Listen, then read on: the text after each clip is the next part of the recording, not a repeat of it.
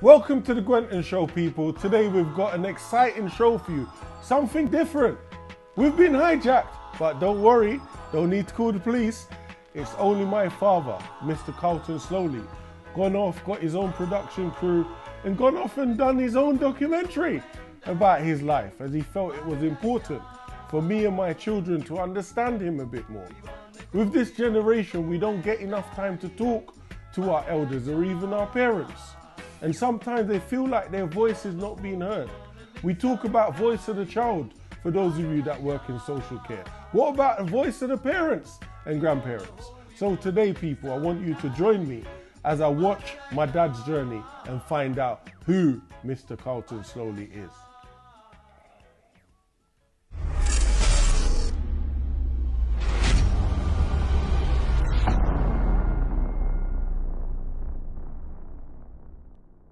Yes, I was born in Santa Cruz, St. Elizabeth, in a district called Burnt Ground.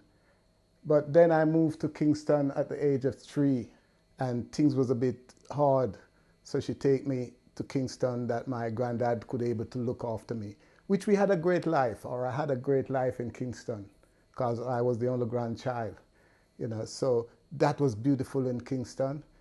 But months or by the age of 5, no, I thought at the age of 7, my granddad died and everything changed because his wife was not my grandmother, not my birth grandmother. So she take me back to the country.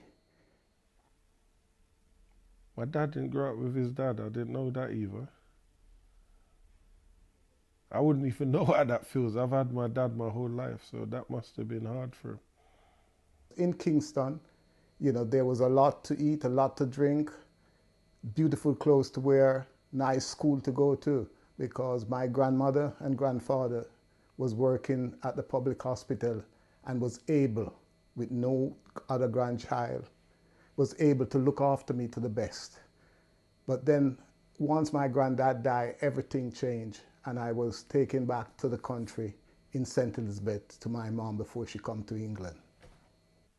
I don't know how I would have coped having to move to a new place, but at least it worked out for the best, and we have to give thanks that my gran was thinking like that, to move my dad to live with his grandfather, because look, he ended up learning how to read and write, and believe me, his table manners is on point. Yeah, life in St. Elizabeth was like a roller coaster. By then, when I get back to St. Elizabeth, my mother was on her way to England. Probably 2 or 3 months after I get to St. Elizabeth, she was on her way to England. It was about, I think, 5 of us. And as I said, when I was in Kingston, it was only one of us, which was me. And life was great, a lot to eat, probably too much to eat. When I come to St. Elizabeth, it was completely different. It was 5 of us. And by so doing, there was not a lot to eat. The living space was cramped with 5 children. It was very, very, very, very tight in my mind because I had my own bedroom and my own space in Kingston. But sooner or later, I adjust to it and get on with life as it is. And I find I still enjoyed it because in Kingston, I didn't have any of my siblings. I didn't even know them then. When I come to St. Elizabeth, there was my siblings, so that compensates for the life in Kingston because we're now playing up and down, doing all sorts of things that young kids do. So I did enjoy that side of it also. But it was rough. You walk to school, you walk back home for lunch and things like that. While when I was in Kingston, the mere fact is I have lunch at the school and money to buy something at break time. That luxury wasn't there in St. Elizabeth because there was a lot of us and my mom has just gone to England. So there wasn't a lot of money around. But as I said, I still enjoy the company of my siblings for the first time and find it great and learn a lot of lessons because that helped me to be a strong person that I am today because sooner or later, my siblings all come to England. and leave me because, you know, the politics of domestics. And in that period of time, I find it very hard because I was just enjoying, you know, siblings' company, somebody to play with. But that also helped me to be tough and robust in the sense of growing up by oneself. The main difference between Kingston and St. Elizabeth, when I was in Kingston, I was there by myself in what you could almost call a life of luxury. When I come to St. Elizabeth, the reality of poverty, poorness was there. I didn't even know that. And I have to work with it or work around it. I'll give you a joke. I remember once, you know, the dinner come and my grandmother, I didn't want it because it didn't look like the kind of dinner I used to have in Kingston. The plate wasn't the same. You know, the container we had in St. Elizabeth was what we would call today aluminum plate, while what I was eating out of Kingston would be what we call chalk plates with knife and fork. So that was a very different experience. But the food didn't taste the same. So I remember once I called out and I said, I don't want it. And my stepbrother make it known to my grandmother that Carlton don't want the food. And she said, well, if Carlton don't want it, you stuff it, Clive. Simple mean, take it and eat it because he's playing big. And returning to another place where you've never lived before. That's like when I came to England and had to eat these food that I didn't understand. It must have been hard for him returning to the country after living that sort of lifestyle, to have to eat poor people's food. But the reality is, within months, I have to come around and understand I'm not going back to Kingston and the food is not going to change and I have to survive. And it is that kind of survival skill from those days which have helped me through my life, even up to this day, learning that the reality is reality and what is fantasy. So that helped me, and it helped me in such a way that I pass it on to my only child about reality and fantasy.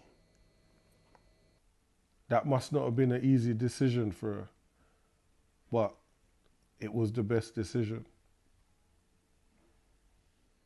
Yeah, growing up in St. Elizabeth as a teenager, one of the first reality that hit me, it's that you have to be either educated or connected. And unfortunately, I wasn't educated and I wasn't connected because my family was away and I didn't have an education. So I have to think how to get around that because I'm destined to survive. I'm destined to reach somewhere. So what I did, I generally go around asking people if they need odd jobs doing. And I become very, very useful to some very, very useful people also. And people like my mannerism, they like my honesty, they like the way how I deal with things. And that helped me to survive. And then when all of that is happening, I was a great dancer. And I get into the music business. I've becoming a DJ, following the music, as we would call it, sounding system in Jamaica at the time.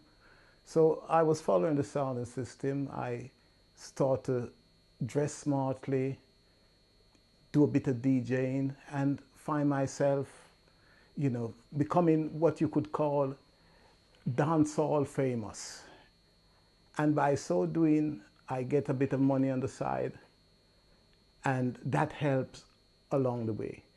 But when that continued for a while, a lot of praises, a lot of girls, and I sit down and think, where's this going?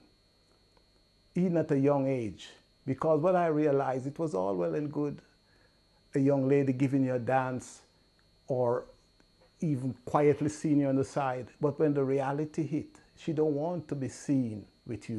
You was never going to be number one because you're not earning, you're not educated, you're not connected. So in that time, during that time, I decided I have to go away from this place. And this is where my dad come in, where I haven't seen the man for years. He haven't done anything for me, but I understand he was in Montego Bay at the parish council, and I said, I decided I have to go down there, see what he can do, because he haven't done anything all through my life. So I went down there, and when I went down there, it let me know that if there's anything I can do for you, you have to be in Montego Bay. You cannot be in St. Elizabeth, because when a job come in, they need it to be filled right away. So my friend Eric Spencer, who is a pharmacist, he was working in Montego Bay, and I asked him one of the time, can I get a lift with you? Because the truth is, the lift or the bus fare from St. Elizabeth to Montego Bay was really out of my reach at that time. So I was very, very happy and appreciative of Spencer to give me a lift. So I end up going to my dad in Montego Bay, as I said, to ask a favor. Going to Montego Bay to find my dad, that was life-changing. That is the same reason that I'm here today. It come out of going to Montego Bay. And I'll touch on that later. Yeah, when I went to Montego Bay and explained to my dad what is happening and what I would like to do and where I like to go, he explained to me that in reality you have to be here. So weeks after, I decided I'm going to go and live with my dad in Montego Bay, waiting for that opening of a job to come up. So about 6 weeks later, I find myself in Montego Bay, big city, completely different from Santa Cruz, which is our town for St. Elizabeth. But I realized I'll have to deal with it, as I have always dealt with things before to survive. So I went to Montego Bay, and while I was there, as I said, understand is a total different setup, but decide to face it and deal with whatsoever come. After about 6 or 7 weeks, my dad called on the phone and said I should come down to the council, where he was working.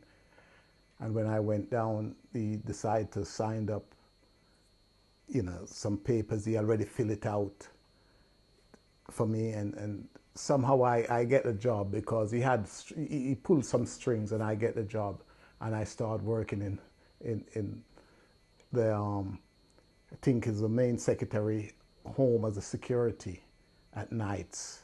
Fearless.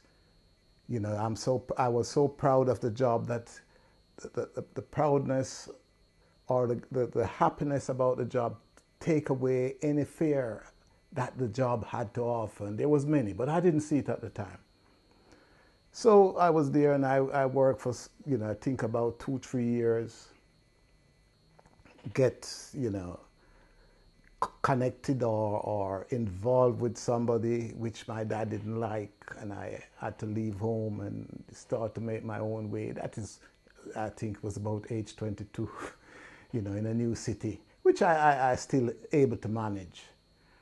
And while I was there, with this person, things wasn't going right, and a friend of mine had an old lady who there were, people was continuously breaking our home, and he introduced me to her and said, look, this is a man, he's an honest man, he look after the home and things like that.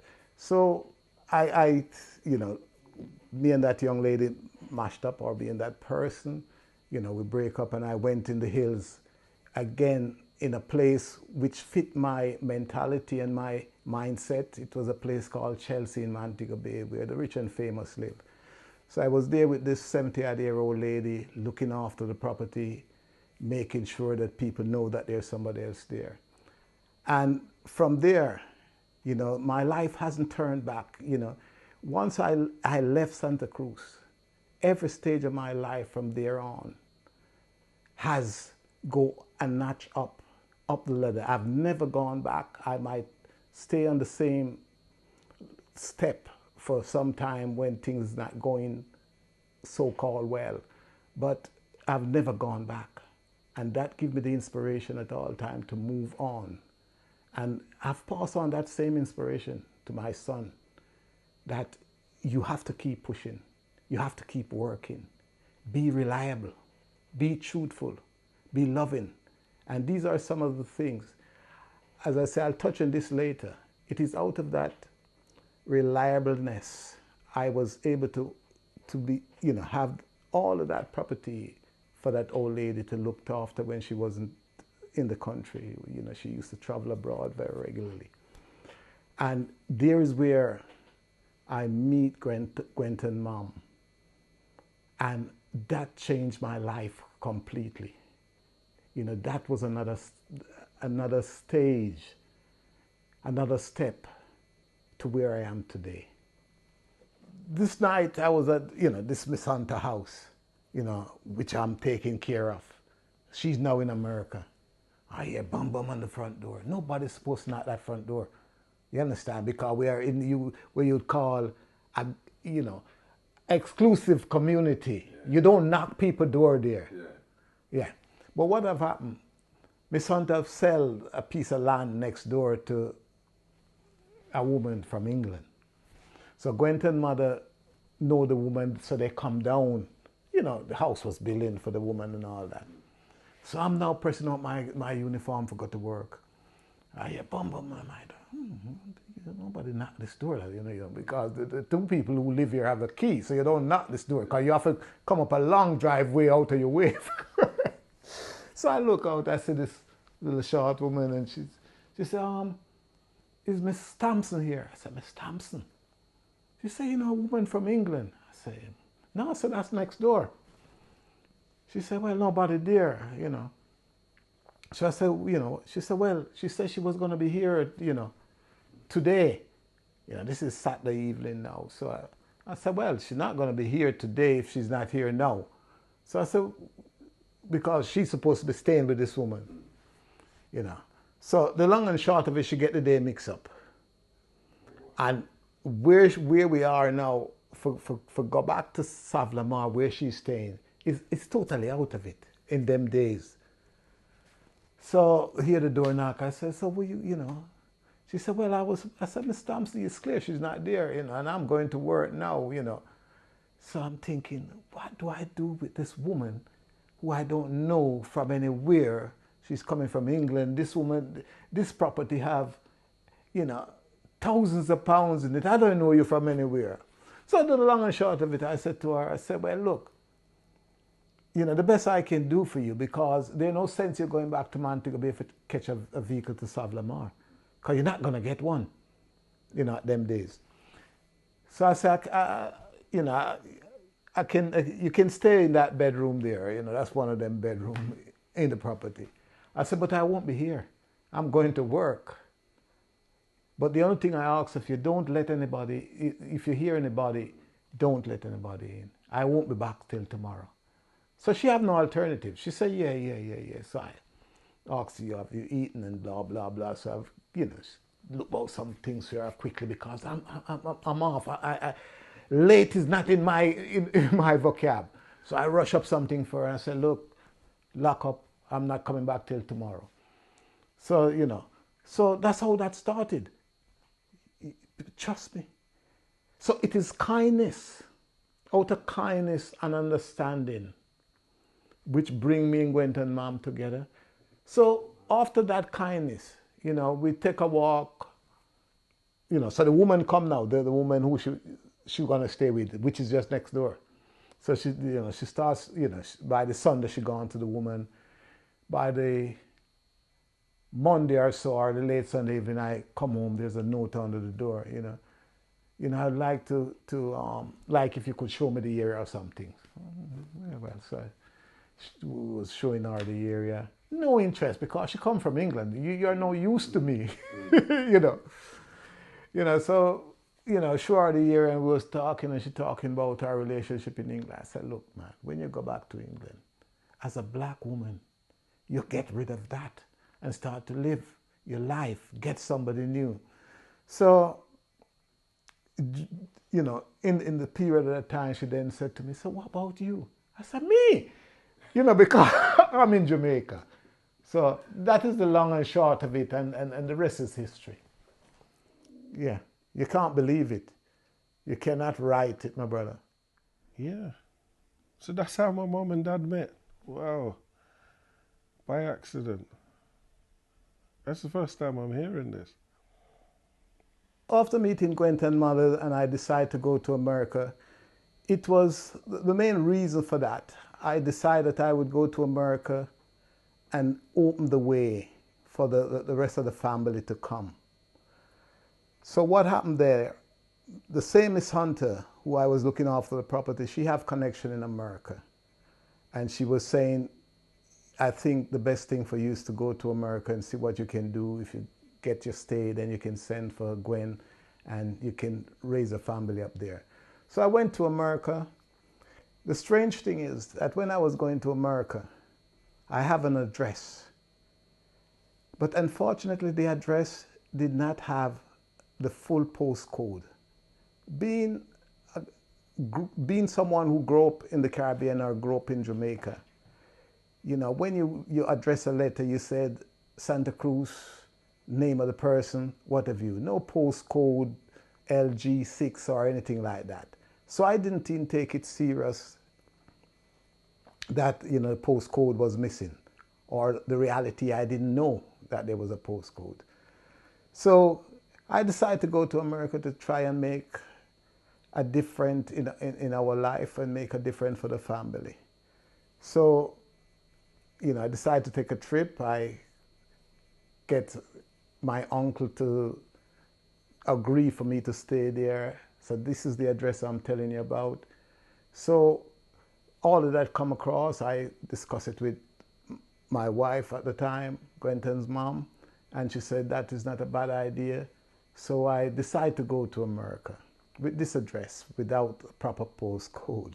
I know today it seems like a joke. So take the plane and I leave, I think it was the 13th of May. I think that would be, don't quote me on it, but I remember the 13th of May. And I land at Kennedy Airport about 8:30 the night. I see a cab, I go out, I catch a cab, I clear custom, go out and catch a cab. Give the cab the address I have. He said, well, that would be $50 US. I said, well, I have $50 US, which that's what I had, $50 US. Because at the time, Jamaica was going through a financial crisis and you could not change or you could not travel with more than 50 pounds, 50 US or 50 whatsoever. So I had dead 50. So I get in the cab, give him the address. We, you know, moving along. He went, I think it was Brooklyn, which is the nearest to the airport. We're looking for this number. Can't find the number. The guy said to me, you sure this is the address? I said, well, this is the address I have. He said, do you have a telephone number? And I said, yes, I have a telephone number. So he go out, he put a quarter in the box, you know, that is quarter of a US dollar. In the box, he called this number, you know, just to understand that the address he's looking for is in the Bronx. So my $50 is now finished for the Queens.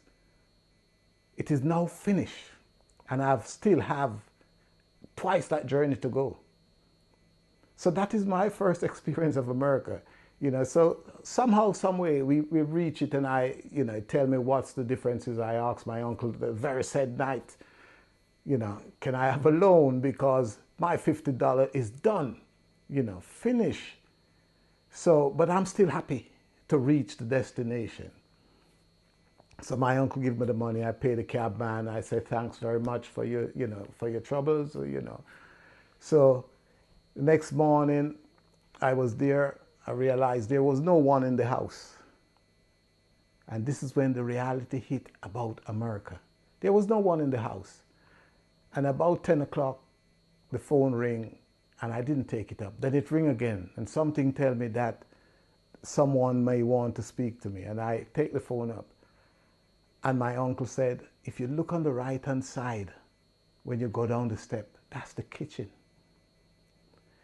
And if you go to the right, you find a stove and a hob. And I thinking, these are foreign language to me. You know, in Jamaica, you have a little stove there and you turn it on top with a cylinder underneath it. And that's what I used to. So I realized very, very quickly, I have to learn, because there's nobody here is here to take care of anybody, even if you just arrive. So very, very quickly, I have to learn that this America is not a bed of roses, and you have to learn the culture is different. So within day one to the time I left, I understand the culture was different, and I get along quite well. My uncle, wife, son did give me a few days work, and when that dry up, when I use the word dry up, when that was no more there, I decided it's time to go home. But what get me home, you know, a lot sooner than I wanted. I remember once Saturday I called home and I asked to talk to Gwenton, and his mom said he don't want to come to the phone, he's crying. And by just hearing that, there's something in me say, it is time to go home. You're not earning. What are you doing here? It's not working out the way that you think it would have worked out. So I was away, you know, coming back from the phone box, because I didn't use my family phone. I used the phone box. So when I was coming back from the phone box, I look up and I see a travel service. And I went in and I said to the lady, I said, are there any available flight to Jamaica? What's the soonest flight to Jamaica? She said, well, we have nothing for this week, but we have a flight going via Miami to Jamaica. I said, miss, if it is even via Africa, I need to go. Because when your child is not talking to you, it simply means there's something wrong home. So I returned to Jamaica from America. And that is America in a nutshell, you know. So, yeah, when I returned to Jamaica, life was, you could say, a bit funny, because a lot of people who haven't traveled think I was a fool, because we have a mindset in Jamaica that if you get the chance to go to America, regardless whatsoever happen, you doesn't come back until you're rich, which that is 1,000,000 in one. It doesn't happen. But for the person who don't travel, don't understand that. So when I went back to Jamaica, you know, the first evening I landed in Jamaica, I went to the house and I sit on the veranda. And while I'm sitting on the veranda, I could hear Gwen and Gwenton coming up the road. And I hear Gwenton cry out, Dad is here. And I'm wondering, how did he know that? You know, the mother said to him, you're lying. Your dad is not here.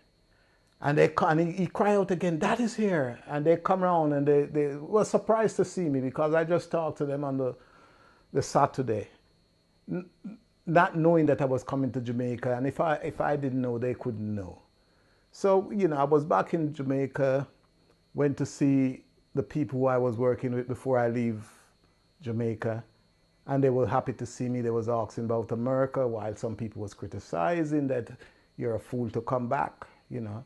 And my chief said, so what are you going to do? You're now back. You're a good worker. What you going to do? I said, well, you know, is anything here to do? And he said, don't worry about that. You know, that was a Wednesday. And he said, look, I'll put your name on the chart for Sunday, if that is, you know, good enough for you. I said, no problem. So Sunday I was back at the hospital working like I haven't left. And many people were surprised. Some people was upset, because you're a fool to go to America and come back. You know, the people who think that don't know what America is about. But so I went along and I continue and I do my work like I haven't left, as they said. And that continued for a while. And I still have the urge that I need to leave this place. I need to leave the place because it is good, hand to mouth. It is good. I'm working for the government. Some people would give one of their right hand to working for the government. You have a pension, you have a regular income, and they feel, But in my head, there's more to life. So my mom promised that she would take me in England because the year before she have take Gwenton on holiday, and she feel obliged to have me in England if it's even for a holiday, because the rest of my siblings by this time is in England for 20 odd or more years. So I give it some thought, and I said to my mom one of the time we talk over the phone, I said, look, Mom, what about taking Gwenton again this year? Because I've just get my appointment, in the Ministry of Health, and, I'd rather keep my job and thing. And she said, well, Gwenton come last year, they'll want to question it. So I decided that I'll come to England because of that, for a holiday. So I come to England, and I was here for the 6 months, and I could see that at the end of the 6 months, my mom wasn't, supporting my return, in the sense of she didn't want me to go, which you could understand, because all the rest was in this country. All the rest of the kids was here. So that's where my life started in England, which I, will continue later, what that life was like was like in England up to this day. I have to give it to my granddad Basil, because a lot of people come to England and forget about their family and their wife. So we always have to forever give thanks to him, because if he didn't send for my grand, none of us would have been here now. So we have to give it to him. And that's, imagine the fear and everything mixed in to make that decision that you're going to give up your land, your house, and everything to come to England to start a new life. That must not have been an easy decision. I did find life in England a lot easier compared to Jamaica. Many of the things that people in Jamaica see as a divine right to the millionaires or middle class, I find that when I come to England, it was there for the average working person. And I did devour a lot of that. We're talking like holidays, parties, birthdays, things like that. Clubbing, night outs, So I enjoy England in that sense. I also had, a very, very nice wife at the time who take very good care of me and my son, which, we did appreciate it. She showed us the ropes. She did all she can at the time for us, and bring us into the English culture, which was very good, because regardless how smart you are, you need somebody from the culture itself to bring you into the culture. Many people may think, you can just flip from one culture to the other. There's little subtleties where you need somebody from that culture to tell you, and show you. And she did all of that. She wasn't a Jamaican, but she also, what she did, anything Jamaican to please me, she did. And that was good. But in life journey, there, as Bob would say, good friend you meet, good friend you lost along the way. So somehow we lost each other along the way. But whilst it was good, it was good. She take very good care of me, good care of my son, which was very, very, good for us. So life in England, and I now was united with my mother and siblings, coming to my siblings' birthday party, my mother's party, my stepdad, We used to sit down and talk about Jamaica, and I could relate to him because I was the last one to come, and I enjoyed that. I could relate to my mother, because we relate with name and places and faces, which my other siblings could not do because they've been living in England for so long. So, I feel like a full man again, or a full man for the first time in the sense that I'm with family. I had my own family, I had my son with me, I had, my brothers, my sisters, my mother, my stepdad, people who I haven't seen for years. So life in England was great, and continued to be great. Life was good in England for a time, and a long time. But by the time my son started growing up, things started to change. My influence was no longer the main source of influence in his life. Outside influence was taking over. And that worried me for a while. And it come ahead, probably 2 or 3 months or 4 or 5 months after, where he went away and spent a very long holiday in Her Majesty place of service, which at the time I remember going to his trial in Kingston, and I reached out spiritually and I said, to the powers that be, what I want today, it is not for Gwenton to be free, but what is best for him. And up to this day, I think that 3 years was the best thing for him, because after that, the kid has been a different person, a person who now is reminding me of many of the things I taught him before that holiday. And what that come to show, that we need in this life, even when we think our children is not listening, to continue speak the words of wisdom, because it will find a place in their subconscious, as it did find a place in Gwenton's subconscious. There's many other things today.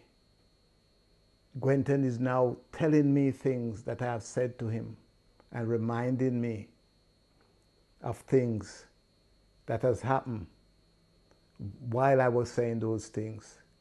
And it is good. You feel relieved that your actions and speaking and teaching and preaching didn't go in vain.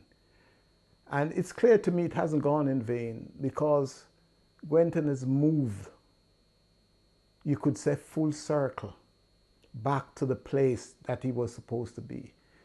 I can remember when I realized from school days, because I'm a person who believes in education, and I, with my small salary, I decided that Gwenton wasn't that good in English, and I decided that I'll get a tutor for him for English. Many people think at the time, oh, you're playing big shot or whatsoever, but I understand the importance of education. And when I look around today where Gwenton is going in life, it might have taken all of that time and all of that support for him to reach where he reached today. So my message is, be firm with your kids, but don't give up on them, because this have come full circle where Gwenton is able to be telling me things today and doing what you'd expect a son to be doing verbally, socially, towards a dad. He's doing everything that is right. He's pointing me in the right direction. So to me, this is payback, because I used to point him in the right direction, and he remembered that. Yeah, it's true. No matter what I done in my life, my dad's always been there, man. Nah, you wouldn't believe that's what he went through, boy. It's true. A lot of people would have thought he was crazy to leave America and come back to Jamaica. Like, that's your big break. You're gone to foreign and come back. But look now, if he would have stayed in America, we wouldn't be where we are now. So in the end, sometimes some decisions you make end up being the best one.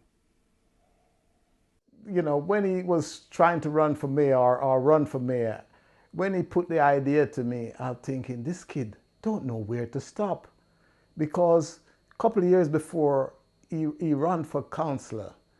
And I'm thinking, even then, I was thinking it was very far-fetched. But when he was running for mayor, but he sit me down and he said, Dad, it's not about winning.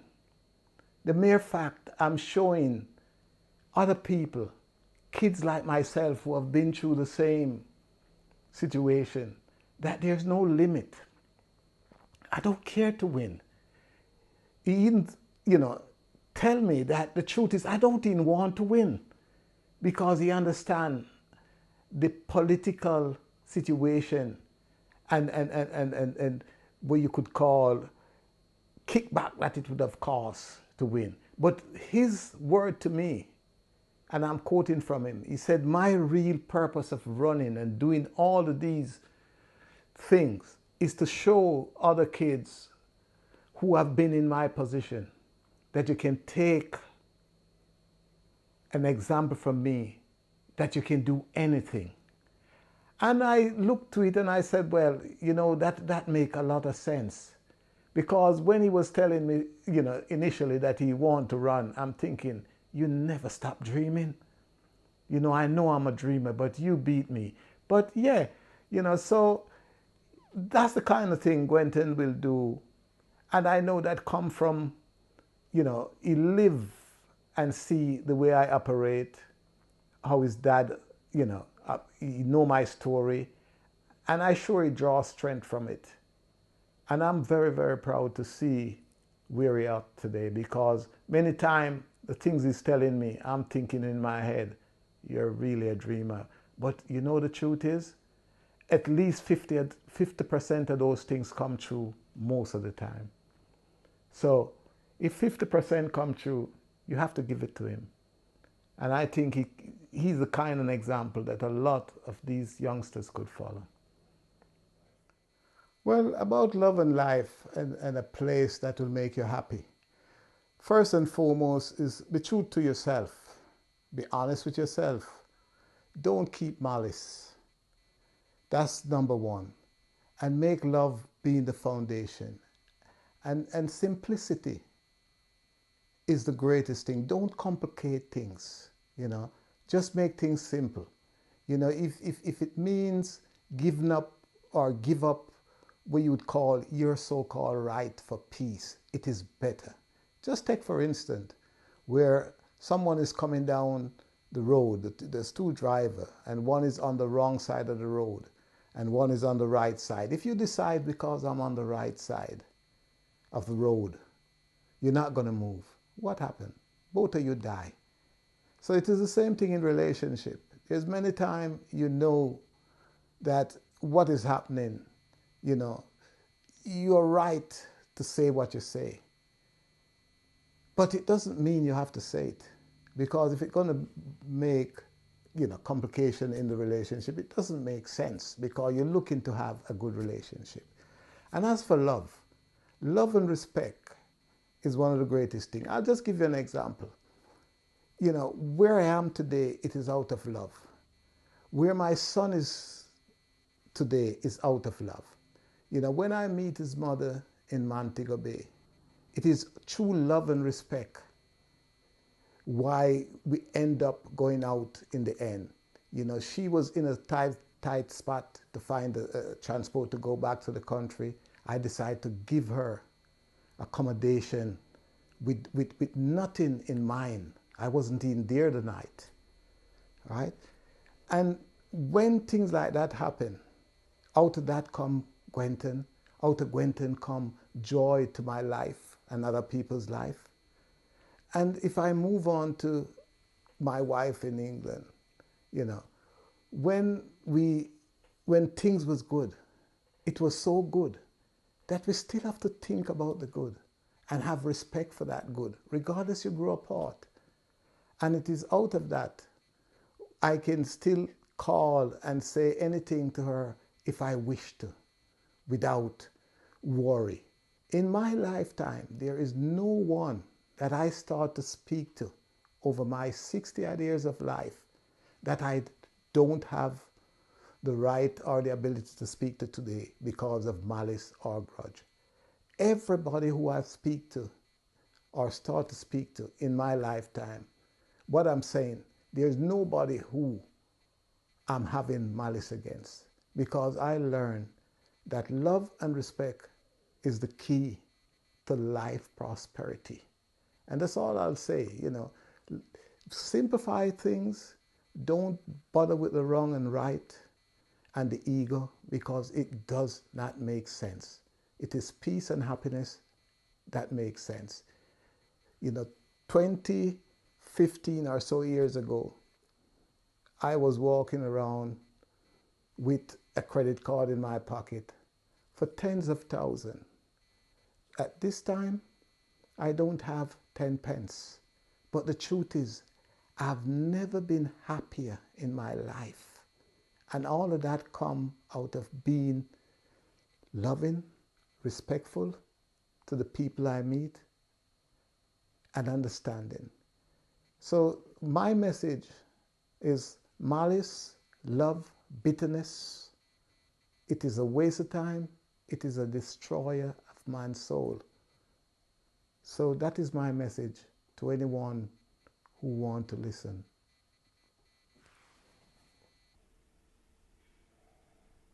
My whole life, my dad's always spoke about love. That's one of his things. I remember he used to always have this saying when I was out there, watch your space around you. At the time, I didn't know what that meant. But yeah, watching this, getting to really understand who he is, boy. And he just plays it all down like it was nothing. He's never complained, not once. He just got on with it. My grand's the same. She doesn't complain about nothing. It's like, you know what, the past is the past. Let's give thanks for what we got now.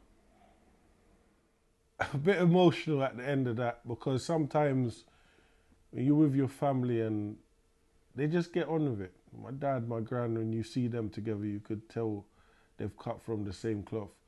And my granddad Basil as well, rest his soul. His legacy lives on through us. And also my other granddad, Claudius. I would have done the same thing if I was coming home and I saw a man beating my mum. I would probably have done the exact same thing. So I could understand where he's coming from. Like, this is why sometimes people talk about, you don't even want to know about the past, because things come to light that you might not be able to deal with. And for those of you out there watching this, I hope that you could go and make sure that you're in the right space after watching this, because I've just watched it and I'm feeling a bit heavy now. You understand now? I'm thinking, wonder what my gran had to go through as a young girl. Beautiful. Imagine what she looked like back then, if she looked so beautiful now. And all of that pressure, having a young child, you're young yourself, and to make that brave decision to put him in a better place with her dad, that mustn't have been easy for her. But she knew he would have got the better start there. For my dad to overcome everything with his eyesight and not hold any feelings. If you see how close him and my grandma are now, some people would be holding feelings. But my dad also as well has always lived by that. You know what, everything happens for a reason, because we don't know what anyone else has had to go through.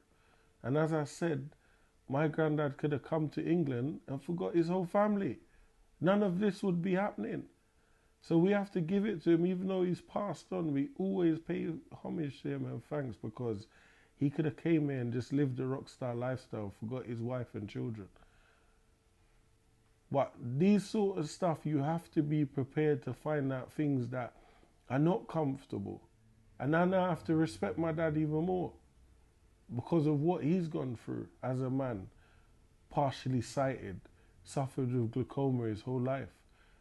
Recently, I've met other people that have suffered with their eyesight, and people, because they see you walking down the road, they think you're fine. You never know what someone has to go through. My gran, now nearly 90 years old, at peace, because she knows that people now understand that the moves she had to make was for the better of all of us. How must she feel now at nearly 90 years old, her name in the newspaper because of her grandson? And now she's got her great grands having to live to see that. You just have to give thanks every day. You know, I've reached retirement and I'm enjoying it. I'm happy. You know, so what I'm saying in full, I have all the time in the world. Whensoever it is time enough for me, you know. And I'm glad that I'm at a space where I'm not worrying about anything. If you know, well, listen, I have two people saying, you know, my missus called me granddad. And she said, Granddad, you're all right. You know, you're all right for money. Quentin will call me and say, you're all right for money. Because I'm not the one going to ask for anything. And if at the time they ask, I said, well, if you have anything, so be it. You understand? What a life. What, you know, with the little pension and two people asking you if you're all right. When I was out there working hundreds, nobody asked me if you're all right. They would be saying to me, how much can I get out of that? It's true. I remember when he went on that cruise, I said to him, make sure you go on your cruise. That's all you got left from your mansion. And then he met the love of his life. It's like he described what he wanted the year before. And the woman just came into his life. The humble lady, beautiful, kind, everything that he asked for, not argumentative. And to me, at the stage he is in life now, you need someone like that you could just be at peace with. And the woman's got class, trust me, my stepmom's got class. Could take her anywhere and she fits in. It's good to know where you come from. But when you're on this journey, make sure you got supportive people around you and you do this in a safe space. Thank you for coming on this journey with me. Blessing and love, people. See you on the other side. My channel is the truth. Like, subscribe, and share.